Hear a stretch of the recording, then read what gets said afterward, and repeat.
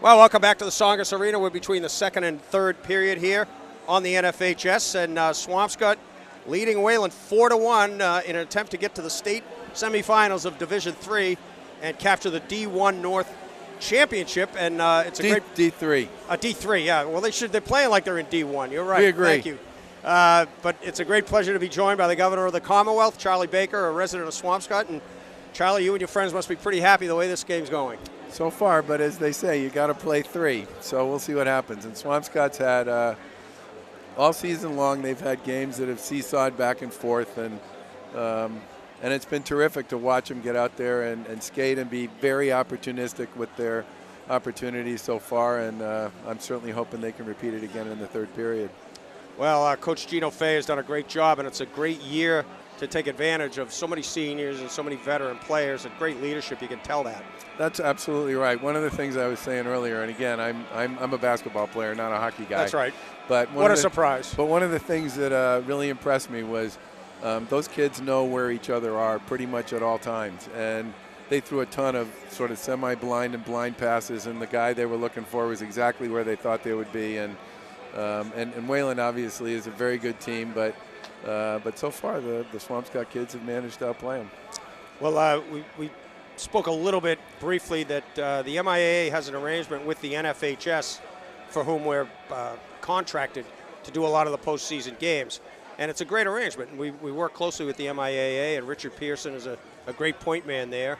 And just wondering off the top, complete blind question, but how much does the MIAA have involved at the State House? They're an independent group, but they represent all the high schools in Massachusetts. Yeah, I mean, they are a very independent group. And one of the things about the way a lot of this stuff at the K through 12 level works in Massachusetts is it's designed to be decentralized. You know, you have a freestanding Board of Elementary and Secondary Education. They're appointed for the most part by the governor, but they're all on staggered terms so that they're not coterminous with the governor, which is how a lot of appointments typically get made around state government.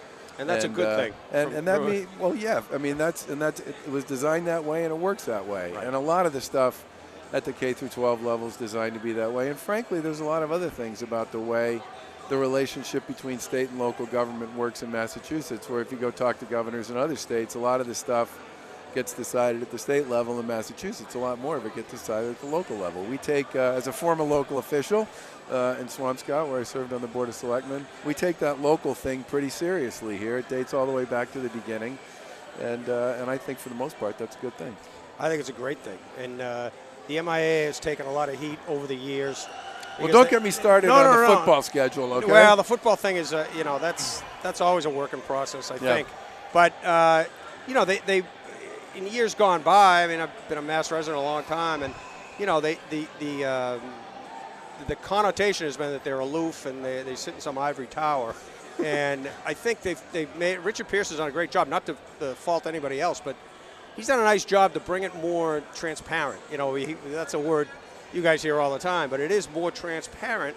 And I think the more the regular people, the parents primarily, can understand the MIA is trying to work for the kids. Yeah, they're independent and they're going to make a profit, but it's not completely out of whack.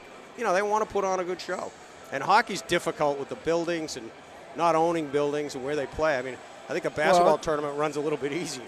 And then you end up in situations where something really interesting and unique happens. So we have this terrible snowstorm last week, and originally Swampscott was supposed to play Lynn up in Chelmsford on Thursday night. That game got canceled because of the weather and the power outages and all the rest. So they end up playing Friday night in Revere. Okay, so you have a Lynn team and a Swampscott team playing at an arena in Revere that was small, closer, small. Friday night, much bigger crowd. It was electric in there, and great atmosphere, and that was a complete unexpected benefit for everybody who was part of that. It was really special. So sometimes serendipity it works out okay. In weird ways.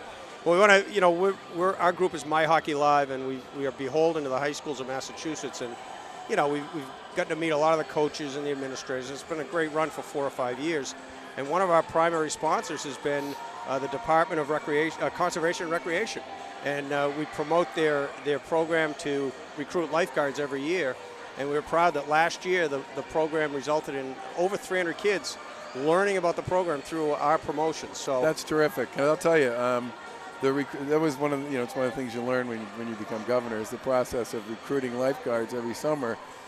It's a lot of work. Not easy. It's a lot of work. Yeah. And I think in some respects that's good to know, because Yeah. last year I remember talking to the commissioner as we headed out of the spring and into the early part of the summer. I said, how are we doing? He said, we're going to be fine. Yeah. Now, he didn't give you all the credit No, for it, but but that's it's okay. good to know that. As long as they keep writing the check early in the year Yeah. to benefit, that's Right. our little blurb. That's great. And it's worked out very well, and we're proud of that. So, Well, I hope this year you manage to pull it off again, because we're going to want all the pools to be open on time and everybody to have a chance to enjoy all of the various parks and pools and assets that are available through DCR.